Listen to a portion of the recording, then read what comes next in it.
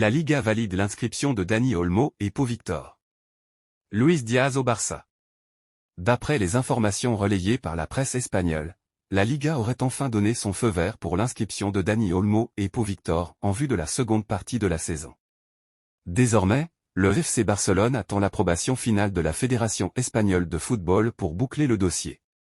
Ces derniers jours, les informations contradictoires en provenance des médias espagnols avaient plongé les supporters du Barça dans l'incertitude. Mardi, un communiqué officiel de la Liga confirmait que le Barça n'avait pas réussi à inscrire les deux joueurs, faute d'alternative conforme à la réglementation économique stricte de l'organisation. Le FC Barcelone n'a présenté aucune solution viable, conformément à nos règles de contrôle économique, pour enregistrer un joueur après le 2 janvier, déclarait la Liga. En parallèle, la presse catalane rapportait que le Barça espérait encore réussir l'inscription grâce aux recettes provenant de la vente de places VIP du futur stade, estimées à environ 100 millions d'euros. Toutefois, certaines sources proches de la fédération espagnole appuyaient la décision initiale de la Liga, affirmant que les règles devaient être respectées. Un tournant décisif pour le Barça. Malgré ces obstacles, le président du Barça, Joan Laporta, n'a cessé de travailler pour tenir ses engagements envers Dani Olmo et Pau Victor. Ce mercredi soir, la presse catalane, notamment RAC1, a confirmé le virement des fonds issus des ventes VIP, apportant ainsi une solution financière au problème. Mieux encore, la validation officielle de l'inscription des deux joueurs par la Liga a été annoncée dans la soirée. Grâce à cette injection de fonds, le FC Barcelone est désormais en conformité avec la règle du 1h1, qui exige un équilibre entre les revenus et les dépenses dans le football espagnol. L'approbation finale de la fédération espagnole reste toutefois indispensable pour clore ce chapitre tumultueux. Joan Laporta, visiblement confiant, espère que cette histoire sera bientôt reléguée au rang des mauvais souvenirs. Luis Diaz dans le viseur du FC Barcelone pour renforcer l'attaque. Le FC Barcelone aurait placé Luis Diaz, l'ailier colombien de Liverpool, sur sa liste prioritaire pour renforcer son secteur offensif.